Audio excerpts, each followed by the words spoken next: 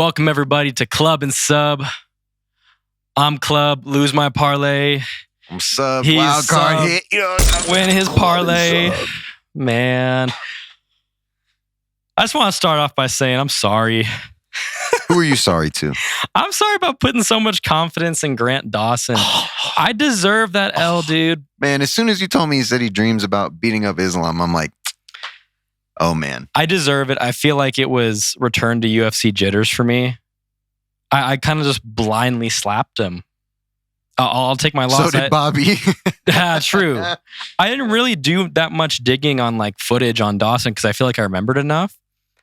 I don't know. I'm beating myself up a lot, but I don't know. That was just a fucking hard L to take, man. It's fine, man. It was a really good card. It actually served to be a pretty entertaining card. It was a great fight night. I had fun. Probably because I was so much more invested in it now because of Club and Sub. But I was like, whoa, every fight. I mean, great night.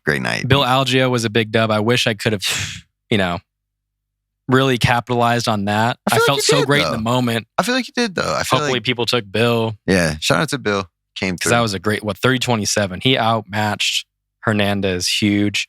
Buckley, I should have more confidence in Buckley. I mean, Marotte had no match for him. That was a pretty great showing of just physique and stamina and really just outpowering him. Marotte gassed quick. Nathan Maness with that weird win. Man, in the that prelim. Mendoza. What happened there? He just had no defense. He's like, I'm going for a heel hook. Some grapplers get obsessive with trying to with the get entanglement. one submission. Like, it's very interesting. Yeah, I mean, that was a very low IQ loss. I don't know. I think he's 1-2 in the UFC now, that Mendoza. So he isn't, I don't know. We'll see what the matchmakers do with him. My girl Vanessa Little Monster Demopoulos. So Celly's wild card came through. Kuchalaba fell off of it. However, Demopoulos got a 29-28 slim victory. I don't know how that happened. I mean, that was a pure case of does working from the bottom outmatch top control. Oh, yeah, but if you're doing something from the bottom, bro, she was getting slammed from the bottom in her face and was like, that was a tough one, man. I was like, dude, you're literally getting 10-8 in the third. You're not winning this. She came through and won it. Yeah. So, all right, man. No way. So Demopoulos won. That was the dog. We hit for something. Yes. The Club and Sub team hit for something. Yes. And we are going to keep it rolling by hitting this week in a much more different way. So we got UFC Vegas 81. It's a good card. We haven't looked into the prelims as much as the main card. I've spent this weekend really digging into this main card because the lines were kind of flopping everywhere. They weren't really posted on every app, in every casino, for example, because we're out here in Vegas. So I've been kind of waiting a little bit to go hard with certain tickets and look into certain tickets. For example, Pereira and Petroski's not even on the app we use, so we don't even know what that line is truly. Maybe Tapology will tell us today. But we're going to break down these prelims a little bit, and we're going to have some more prelim talk for you on Thursday on Prop Talk. But we're going to break down these prelims anyway, since we're on the Club and Sub. It is Monday. We are rolling. Let's get it, man. We got the first fight, Ashley Yoder versus Emily Ducote. And oh boy. Does that say 8 wins, 8 losses? Yes, 8-8. Oh boy. Lost her last 2. Both of them are on 2 fight losses. And, Ashley Yoder, you are no Mark Hunt or you are no Matt Brown. I feel like those are the only UFC fighters really with even records who have deserved to stay around in their respective eras, of course. Yeah, I mean, she's 35. What, 1-4 in her last 5? Yeah. Man. That's tough. She hasn't fought in a long time. Her last fight was 2 years ago. I feel like that plays to her disadvantage, though. When was Ducote's last fight? Last fight was 4 months ago. Ducote's getting that dub. She's a 285 favorite on this one. Ducote is, right? You not see this? A little bit bigger. You need your glasses. I know. one more. For real? Facts. There we go. We're good. Yep. That line's too wide for women of this caliber, but you got to go Ducote. Yeah. Just based off of principle alone. She's 35? Yeah. Yoder's on her way out. Pretty simple on that one. All right, this one's nice. Chris Gutierrez versus, oh no, how do I say your name? I'm sorry. Alateng. I'm wrong. I'm wrong. I don't know. I tried it. Scroll up one more. I'm fine with. All right. So Gutierrez obviously was booked for Montel Jackson. Jackson fell out of this last weekend's fight. They rebooked him. Now, here's the thing. Yeah, do I think it's a Chris Gutierrez dub? For sure. But huge stylistic change here. You're going up against someone who you now have a significant reach advantage against, right? It's looking like a 1 inch reach advantage. Oh, wait, no, it was more the height, right? Yeah, are they both 5'9"? That's a 4 inch height advantage. 4 inch height advantage, yeah. That's pretty cool. So, I mean, you can be able to do something with the range with that, maybe outbox him a little bit. I'm just not sure about when it comes to confidence, switching from a huge style like Montel to someone like this. And on a week's notice, does the game plan have enough time to really thrive? It really just comes down to what his camp was geared towards, and if it's really going to, impact him. 250 favorites still coming into this. 250. I mean, that's well deserving for Chris Gutierrez. I'm gonna, in terms of a preliminary prediction as well, I'm gonna say Chris Gutierrez by TKO. But this one's a little interesting. There's a lot of factors here. Club and sub. Oh, okay. Let's see. I got something good planned for this one. Hold on. Really? Yeah. Watch this. Really?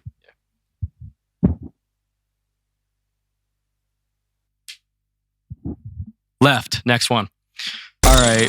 So they're giving McKinney a nice little victory tour. Tune-up, right? Like a little tune-up. His last one was a tune-up, dude. This is true. I mean, because when you think about it, he was like UFC's little star boy for a bit after he got that record-breaking knockout. And then what? Did he go on a 2-fight skid or more like... It was a 2-fight skid, but then... 2-fight skid and then another loss too. So he was 1-3 going into his last contest. And I want to say that he took his last fight on like a 10-day notice. This is this guy's UFC debut. Exactly. I think it was the last guys too that McKinney fought.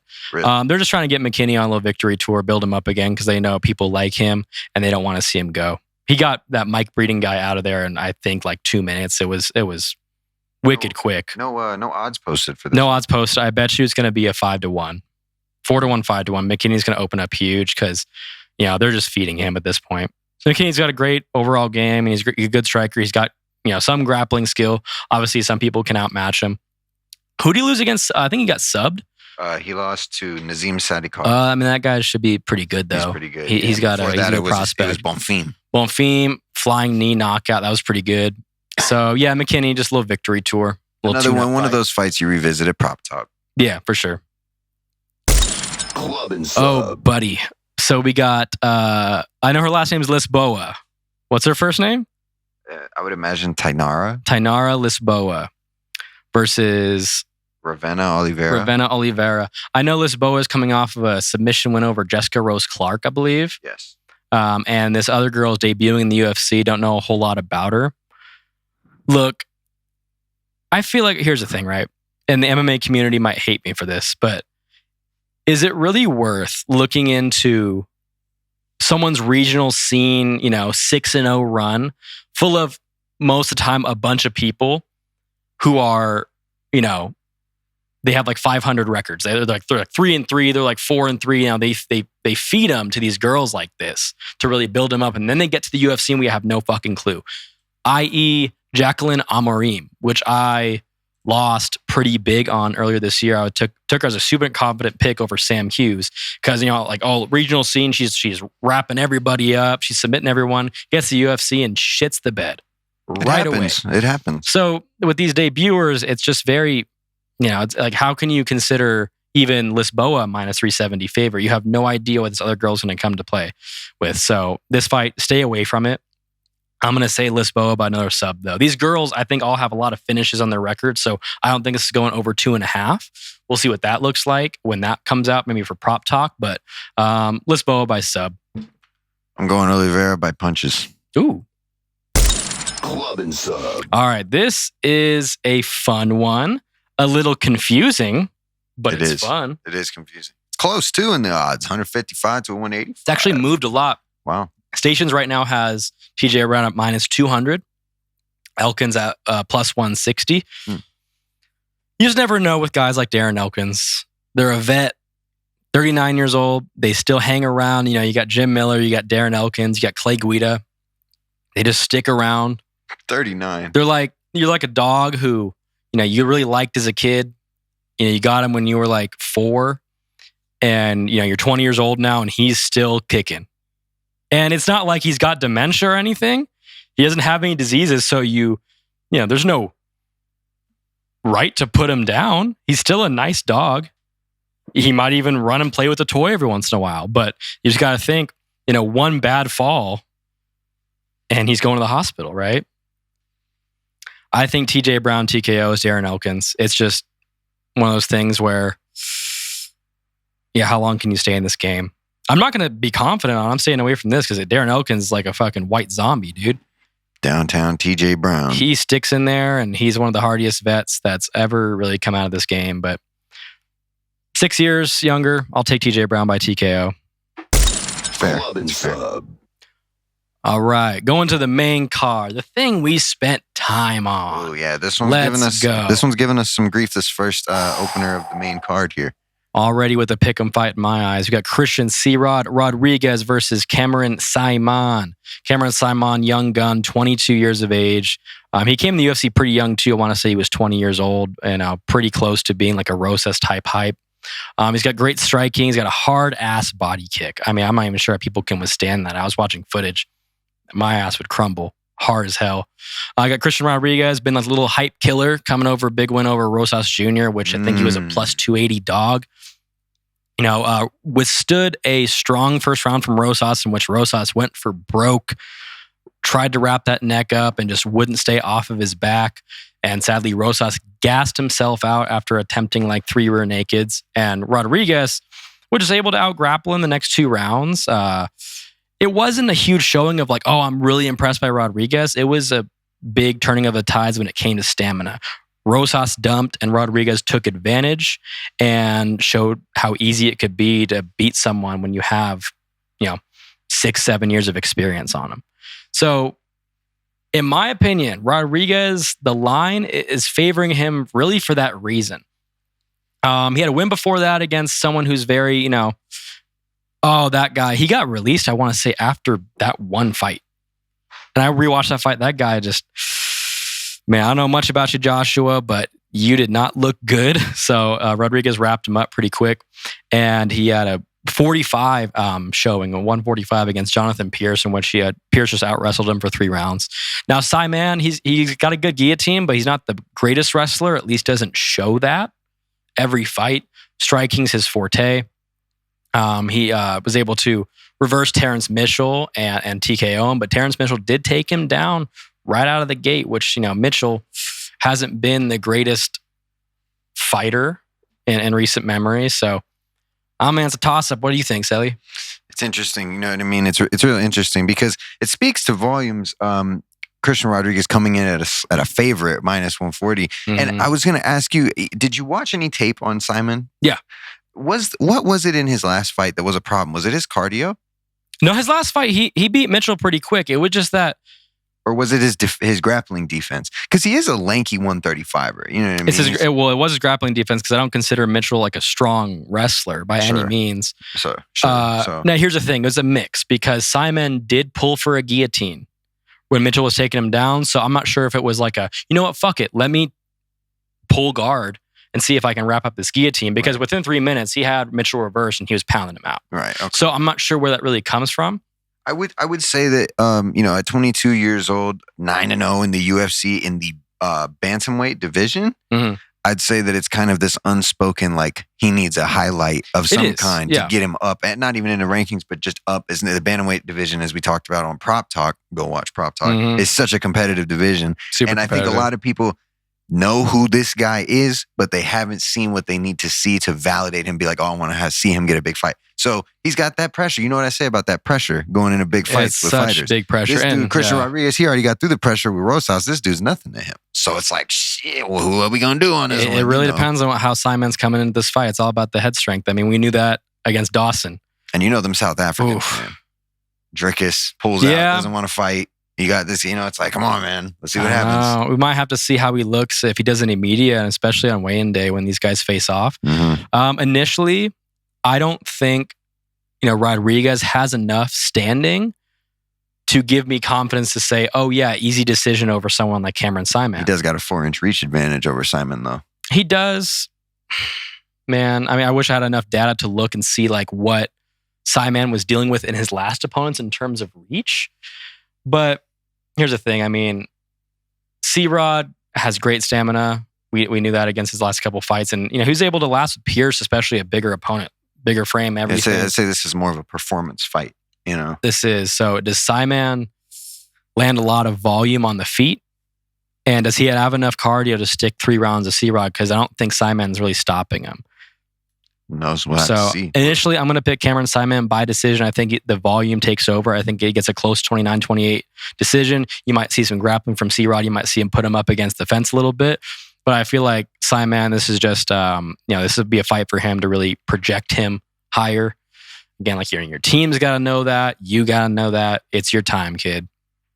Saaiman by decision. Nice dog, too. Yeah, we'll talk about that later. Dog, nice dog. It is. All right. Lord, let this fight end in a way that can be done. Got Edgar Chairez versus Daniel Lacerda. This fight happened 2 weeks ago. Or 3 weeks ago. Okay, that's why it's all nasty right here. Super nasty. UFC Noche. I had Edgar Chairez on a nice ticket. And I personally think, even in the moment and looking back, I think the ref made a correct decision. And this was with what? This is with what was the cause? I forget if it was a guillotine or a darce. We had a standing darce wrap. The tap, right? The tap. He did make no a good tap, decision. No, but that's with the tap. The tap, right. You know what I mean? And his arm went completely limp. Yeah. Now, when you look at history of arms going limp and refs making decisions, they're usually all horrendous. However, this one, I think even the commentary said, "Oh, Lacerda's out." I saw him go. Completely done. I think Dominic Cruz might have said, "No, when you're in a choke, you need to relax." I'm like, well, not that much, dude. No. What the fuck? And you have to show the ref you're in it. Leave it to Dom Cruz to find some way to defend some out-of-pocket grappling move and great decision. Fighter of all time, whatever. But, dude, one of the most you need to people. stop talking sometimes, bro, because it kind of diminishes the broadcast a little bit. Yeah, just a little. So I thought Chairez, that should have been a dub. I had him on a nice ticket too. I still was able to cash in. However, I think the same thing happens again. But with that being said, stylistically and skill set, we're taking Edgar Chairez by submission. Michel Pereira versus Andre Petroski. I want to say 6 days notice. Damn. Well, no, 8. But what was the fallout? There was a previous fight booked. Yeah, Michel Pereira versus Marc-Andre Barrios. That would have been nice. That would have been a banger. Petroski, I'm not mad at though. Now, Pereira, when it comes to Petroski and Barrios, similar frames. They're both big guys. Mm-hmm. Now, this is Pereira's return to middleweight. I think Pereira's always been a 1-7 in the UFC. Yeah. Previously, different organizations in Brazil, he was a middleweight. This is his first return against a huge guy, though. Petroski's coming off of a close, razor-thin close decision over Gerald Meerschaert, in which I felt Meerschaert might have won the fight there. He outstruck him, was able to last. Pereira is someone who will run around a cage and make you really work for it. However, how many times has Pereira fought in a small cage? That style really works to his benefit when you have a huge cage. You can run, make the guy work. He almost has a capoeira-esque style. It's very capoeira. It's very capoeira. Does backflips, dances and shit. But are you able to do that better at 170 because the people don't have as much power like they do at 185? That'll be the biggest test here. Overall, I'm going to say Pereira is going to win. This is a big step up in competition for Petroski. And, Pereira was just training for someone like Stephen Thompson. So you got to think, you readjust a little bit, get your mindset ready for someone like Marc-Andre Barrios in terms of size and frame and power. Switch that over to Petroski. I think it's a Pereira win. I'll take him by decision. I think he's going to just be the craftier fighter in 3 rounds. Petroski by decision? No, Pereira. Okay, okay. Yeah, I like that. I can get behind that. Jonathan Martinez, number 13 versus Adrian Yanez, number 14. Big fight for both gentlemen here. I think it's a much bigger fight for Adrian Yanez.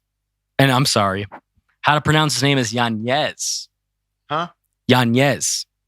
That's what he said. I'm still saying Yanez. If you hadn't gotten knocked out by Rob, I know. Maybe I'd call you Yanez, man. Maybe I'd be respectful to that little thing over the end. Both from Texas, both 29, 5'7", 5'8". It's the matchup to see, man. Split right down the middle, 110. Pick 'em, fight. as you get them. I mean, there's no better pick 'em fight than here. Overall game, Martinez wins when it comes to all your skill set. Grappling, cage control, decent stand-up, nice leg kicks. Martinez is a great overall fighter.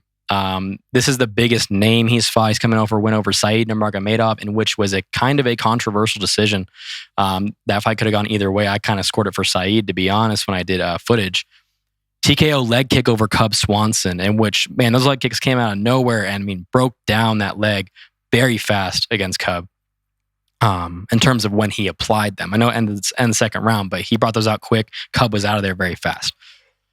Adrian Yanez is a scrappy-ass striker. I mean, I was very confident in him against Rob Font. He got a little fraud check. I was really confident in Font. I was really excited about that fight. But I knew Yanez, piecer, man. He's got the hands for it. So I don't know. If there's someone at 135 I pick for a bar fight, I'm picking that guy to back me up without a fucking doubt, dude. Yeah, like if somebody had to box a kangaroo, I'd put Yanez. Oh, hell yeah, yeah. I could just see that. He's a scrappy man for that. So I'm picking Yanez by a TKO. I think he understands the opportunity to beat someone like Martinez and really show that he's a staple in the 135-pound division. I think Martinez can afford a loss. Not saying that that's why you would lose.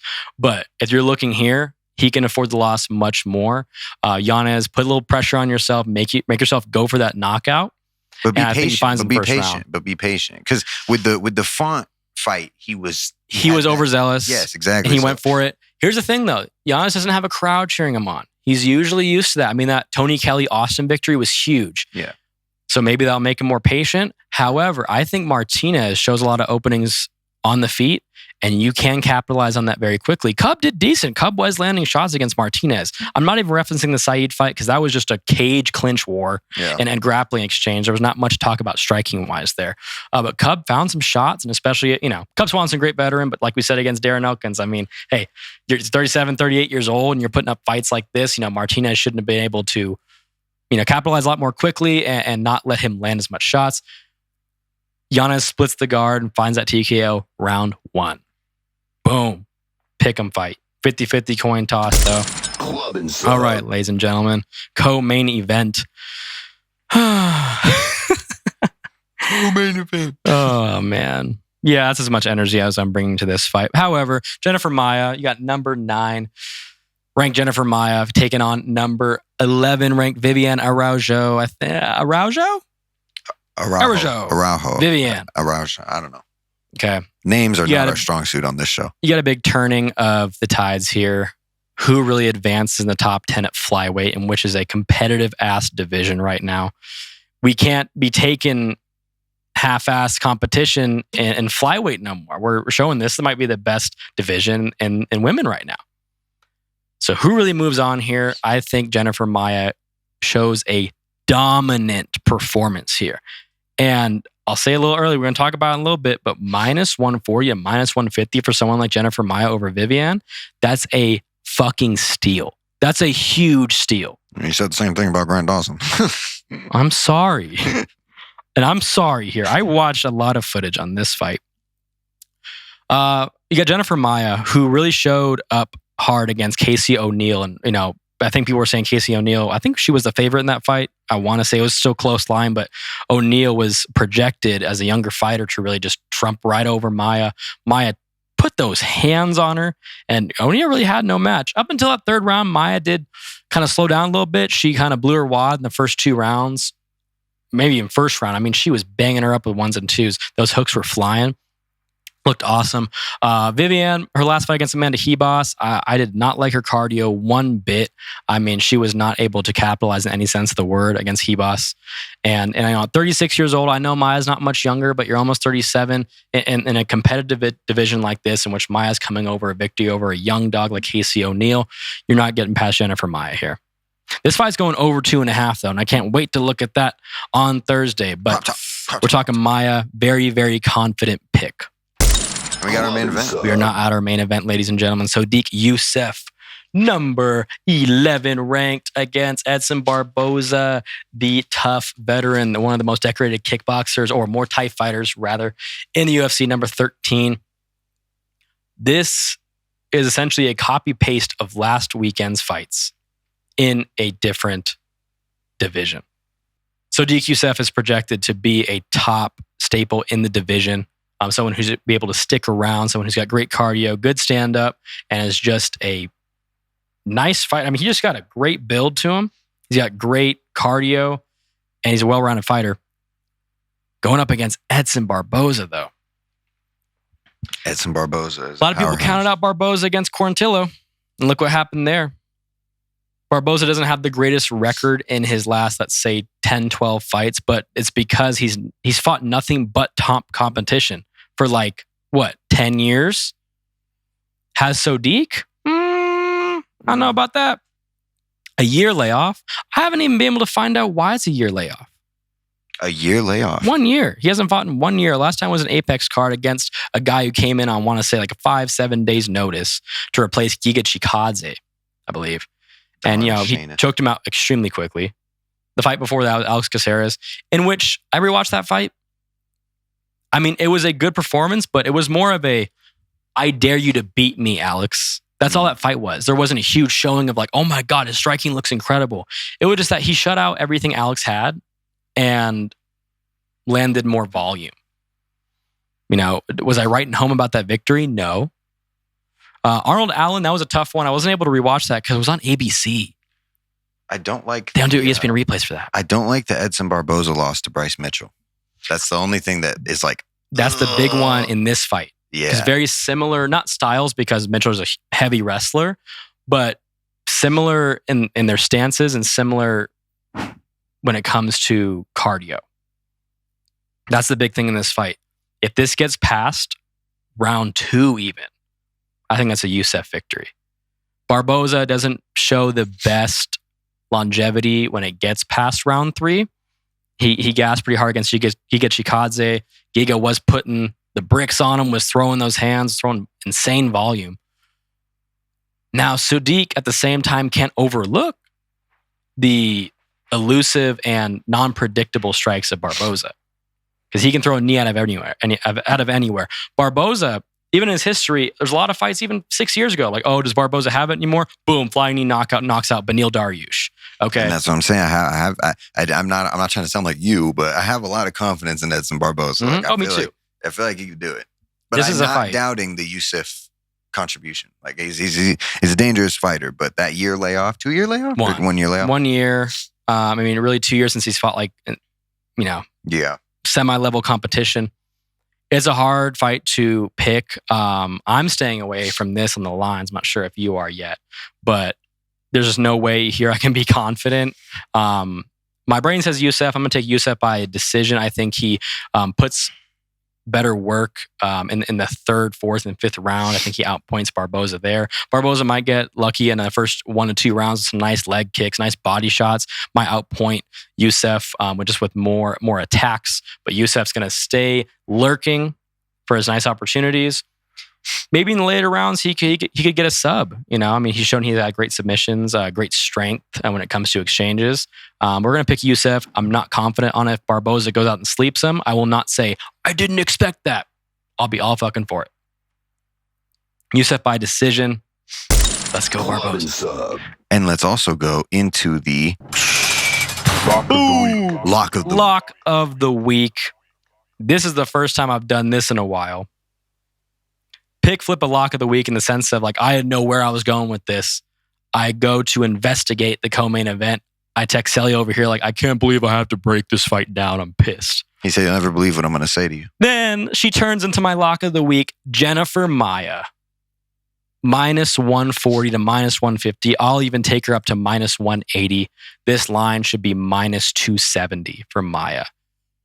Huge advantage over Vivane anywhere it goes. I think she's just the tougher fighter. She's a stronger fighter. May she have to watch out for a guillotine for someone like Vivane? Yeah. But overall, she's just the better ranked flyweight here. She got it everywhere to beat her. And if Vivane really pulls through and beats Maia by a decision, I'll be so shook. Can't say it's not possible just because it's women's fights. It's a flyweight division fight. And it's MMA. It's MMA at the end of the day. Vanessa Demopoulos came out of nowhere Little monster. with a 29-28 victory. But we're going to take Maia here. She's the one I really like on this main card, the best to get it done with confidence. Look, I made him like girl fights. Oh, I know, dude. I know. Made you like him. Man, Maia by decision. I love this fight for the odds. And we are now going to roll into Woods 3 for 3. Now, okay, let me explain a little bit about the structure of a 3 for 3. Oh, God. Celly over here is giving me a little shit. And I understand because It's all a lie. It's all a little lie. deceptive. It's deceptive content. They deleted our channel this past week. And I figured out why. And it's because of what he's about to I know. It's because on Saturday morning, they're like, you pick Grant Dawson? Get the fuck out of here, dude. Okay, so the 3 for 3 was originally established from me putting on 3 units to return 3 units.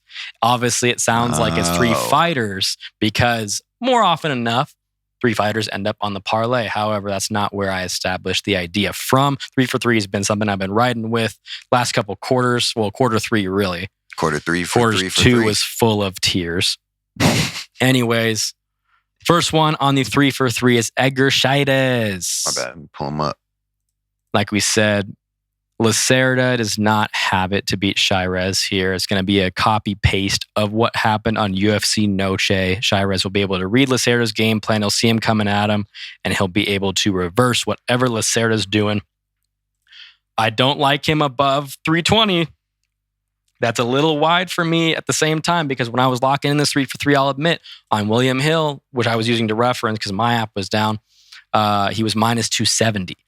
A big step up like that. I won't take him at minus 350, but I'll take him at minus 320 on a parlay. We're going to roll that with the lock of the week, Jennifer Maia, minus 140. Again, to a range of minus 180, I'll even go for her. So that is the lock parlay. I like that a lot. I will place it this week. My station's just uploaded, so I haven't been able to make it down to the books just yet, but I promise I am locking that one in. That is Woods 3 for 3. I'm expecting to come away next week with a nice smile on the recap. Hell yeah.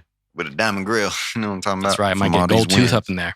Oh, God. Sally's All right. wild card. Well, ladies and gentlemen, it's about that time of the show where we talk about my wild card. And this week I'm struggling, even in this very moment, because I don't think it's wild enough.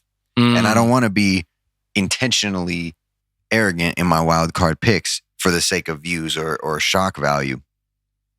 But it hurts me to hear him put Jennifer Maia in the 3 for 3, and I'm going to put her on the wild card too. Like, how is that wild? She's such a lock. But I have to say, last week we did a female fight with a big fight, with a heavy energy fight.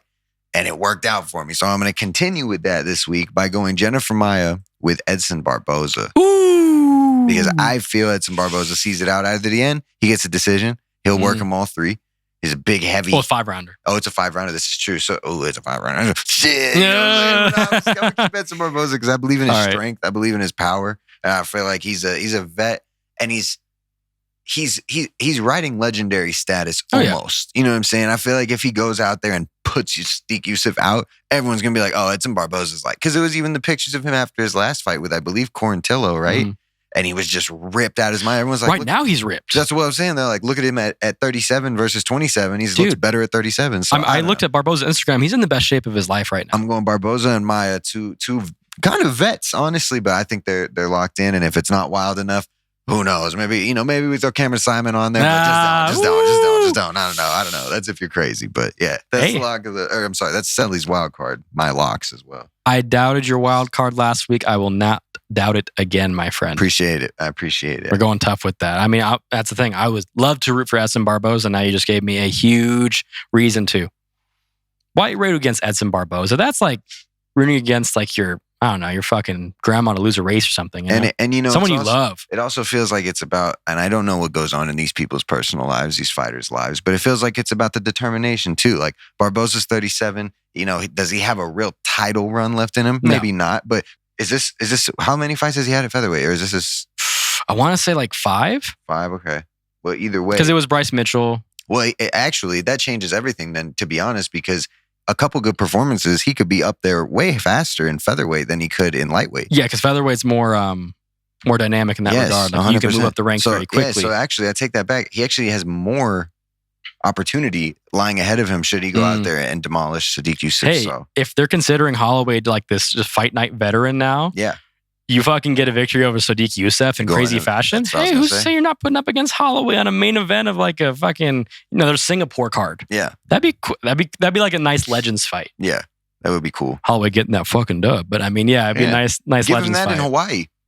Ooh, if they ever go, man. But these are thoughts for somebody who's very intelligent. I'm not that intelligent. To be honest, I consider myself a degenerate. Ooh, you say degenerate? I did say degenerate. Damn. Well, that makes me think about something. We got a Degenerate Parlay up in here. Oh, man. The Degenerate Parlay has some nice potential because we got close lines on this main card. We got super close lines. And you know what we talked about last time? Stacking them. And I'll tell you what, he's stacking them. I'll tell you that. He's stacking them for this one. Let's unveil the Degenerate Parlay. Remember, we are smart players. But if a unit or two falls from the sky, shows up in the mail, shows up somewhere on your phone. Whoa. Where'd it come from? No one knows about it. Bing, what do you do with it? You go and tell your significant other about it? You go and tell your parents about it? No. Why are you telling your parents about that anyways? No. You know? We got Chris Gutierrez. Whoa. We got Cameron Saaiman. Whoa. We got Adrian Yanez. Whoa. I said it correctly. Yes. And we got Jennifer Maia. Yes. 1 unit, 9.2 units. Damn. Explosion.